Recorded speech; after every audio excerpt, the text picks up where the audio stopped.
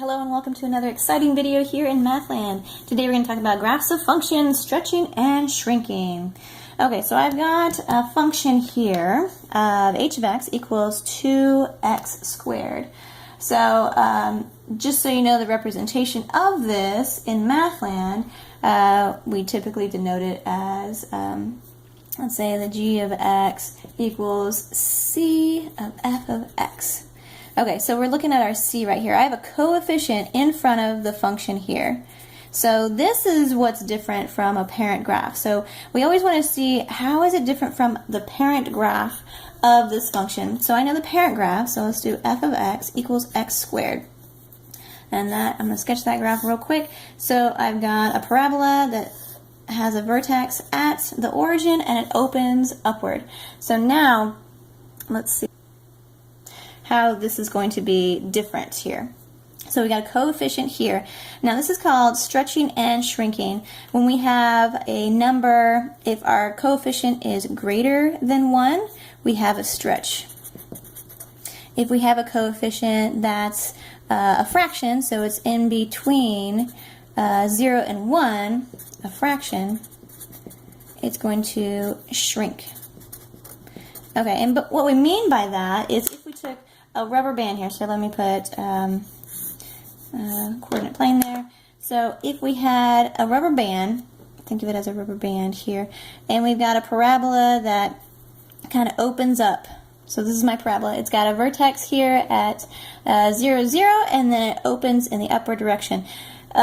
Now I've got a constant that is greater than 1, so I'm going to stretch it just like I'm stretching a rubber band. So I'm going to put my finger at the vertex here and I'm going to stretch it. So what happens here, it becomes narrower and narrower as we stretch it out.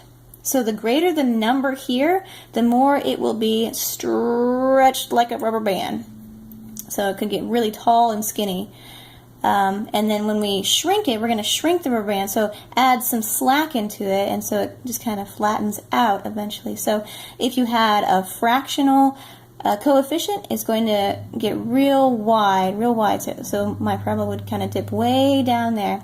And if we have a whole number that's greater than 1, it's going to stretch it, so it's going to stretch that parabola. So the 2 out here is going to be twice as much as this parabola opens up. So it's going to be kind of tall and skinny compared to the parent graph here. Okay, so that was with a coefficient greater than 1.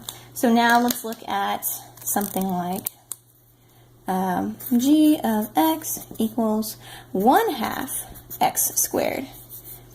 So it's a fraction, we're going to shrink it, so think of that rubber band here.